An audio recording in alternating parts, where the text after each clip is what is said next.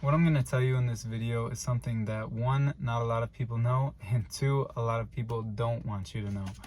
What you don't realize is that being on your phone and being constantly stimulated by social media is changing your nervous system on a fundamental level. Even the way it is wired, the way that your brain interacts with reality is altered by how you use your phone. The phone usage is like constantly stimulating. It always gets your brain thinking about what the next hit is going to be, what the next hit is going to be, what the next hit is going to be.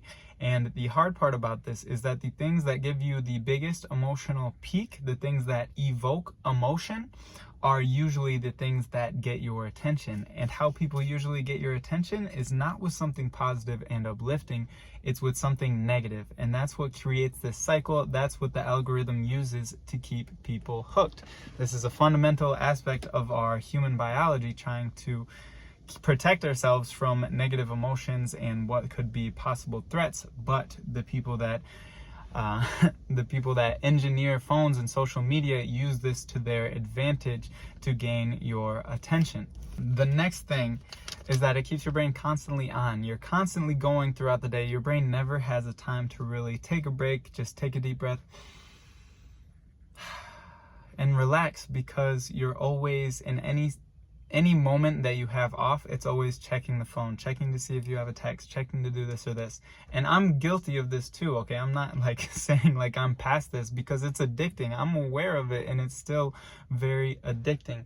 I use a freaking flip phone half the time because it's so hard for me to just break out of these cycles, because these things are so addicting. But the other way that it harms your nervous system is that it is blasting your eyes with blue light. Your eyes and your visual system regulate a lot of your nervous system, your hormones, melatonin production, and that in turn dictates how you sleep, your circadian rhythms, and that determines how well you feel. That determines your mood and emotion. And so by draining your nervous system with this constant bombardment of blue lights, especially in the afternoon or especially early in the morning, you are throwing off your nervous system, you're draining it, you're never allowing it to get the rest that it really needs. So if you go through life, you go through your days and you're always feeling just a little bit tired, a little bit off, a little bit drained, think about how much you use your phone. Think about how often you're using your phone. Is it the last thing you do before going to sleep? Is it the first thing you're doing when you wake up in the morning? And see if you can put some distance between your phone in those time zones. I aim personally to never go on my phone first thing waking up. I always want to put myself first, whether it's meditation, just getting a cup of coffee, or whatever. Give yourself time before that first screen contact, and it will literally change your whole day. And so by changing this, by giving yourself space from your phone, from social media, from the constant stimulation, you will finally give your nervous system time to downregulate, to stop seeking stimulation, to stop viewing constant threats in the environment, and to finally just relax. And at the end of the day, that's, I think, what we all want, is to just be able to relax a little bit, to feel calm and at peace with where we are at, and not always searching for the next spike of dopamine. It's literally your brain versus you. And if you can learn what your brain is like, learn the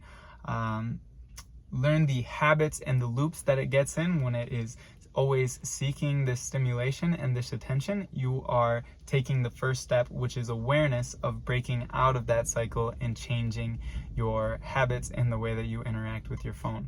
Because at the end of the day, I think what all of us want is a conscious and intentional relationship with our smartphone, a conscious and intentional relationship with social media, so that we can use it to bring value to our own lives, instead of just giving out all of our attentions to stuff that, at the end of the day, I think we can all admit it. I can admit it. A lot of the stuff that steals our attention is just dumb stuff. Okay, it's not really bringing any real value to your life.